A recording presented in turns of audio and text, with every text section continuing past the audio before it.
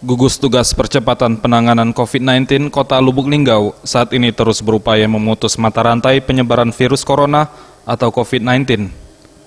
Setelah menyiapkan tempat isolasi Barak Kompi Kodim 0406 MLM sebagai Rumah Sehat Silampari 2, kini Kota Lubuk Linggau akan menambah Rumah Sehat Silampari di Gedung Asrama Bandiklat, Lubuk Linggau.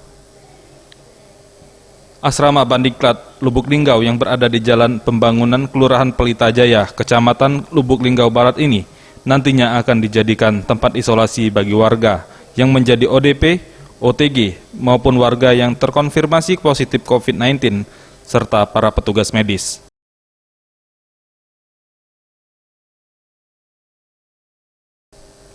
Ketua Gugus Penanganan COVID-19 Lubuk Linggau, SN Pranaputra Sohoy mengatakan, pemanfaatan asrama Bandiklat ini sesuai dengan himbauan dan arahan Mendagri kepada seluruh pemerintah daerah yang memiliki Bandiklat untuk dilakukan perehaban total yang nantinya akan digunakan sebagai tempat karantina COVID-19.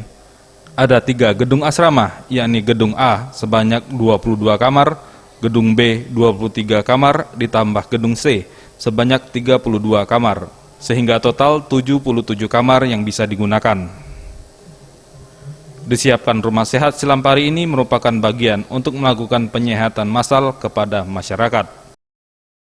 Perehaban, pergantian seluruh rehab total. Nah, insya Allah ada 3 gedung di sana. Jadi gedung A 22 orang, gedung B 23 orang, 45 AB. Ditambah gedung C itu 33. Jadi 45 tambah 33, 78. Nah, kita menyiapkan rumah-rumah sehat ini, itu tadi, untuk melakukan penyehatan massal kepada masyarakat. Tim Liputan Sriwijaya TV.